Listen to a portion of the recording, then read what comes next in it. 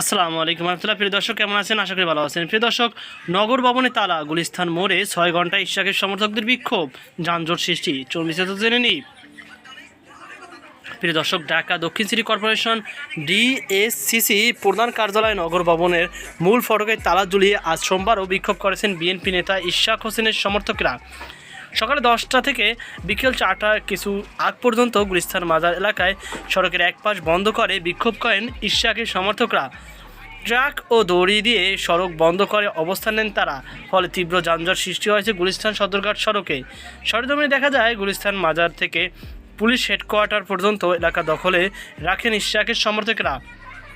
নগর ভবন থেকে 0 পয়েন্ট পর্যন্ত বিভিন্ন পয়েন্টে বসানো মাইকে চলে স্লোগান, ছোট ছোট মিছিল বের হয়।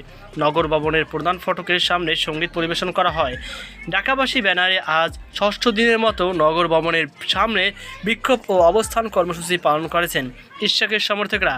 আগামীকাল সকাল 10টা থেকে বিকাল 5টা পর্যন্ত আবারও নগর ভবনের সামনে অবস্থান কর্মসূচি পালন করার ঘোষণা দিয়েছেন সাবেক সচিব মশিউর রহমান।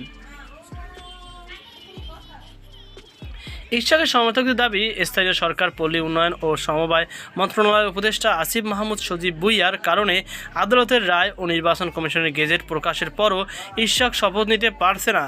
স্থানীয় সরকার মন্ত্রণালয়ের অস্থায়ী দপ্তর নগর ভবনেই থাকায় সেখানে দাপ্তরিক কাজ করেন উপদেষ্টা। তবে ইশাকপন্থী টানা আন্দোলনের কারণে কয়েকদিন তিনি সেখানে যাননি। বিক্ষোভকারী ব্যক্তিরা বলেছেন, যতদিন না ইশাক হোসেনকে শপথ পড়ানো হবে ততদিন তারা আন্দোলন চালিয়ে যাবেন। প্রয়োজনে আরও কঠোর কর্মসূচি দেওয়া হবে।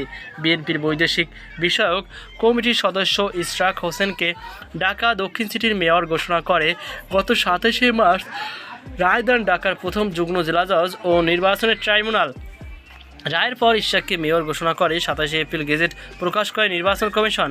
মেয়র হিসাবে ইশাকের শপথের বিষয়ে ব্যবস্থা নিতে নির্বাচন কমিশন থেকে স্থানীয় সরকার মন্ত্রণালয়ে চিঠি দেওয়ার পরও কোনো উদ্যোগ না নেওয়ায় গত বুধবার থেকে তার সমর্থকেরা নগর ভবনের সামনে অবস্থান নিয়ে আন্দোলন শুরু করে।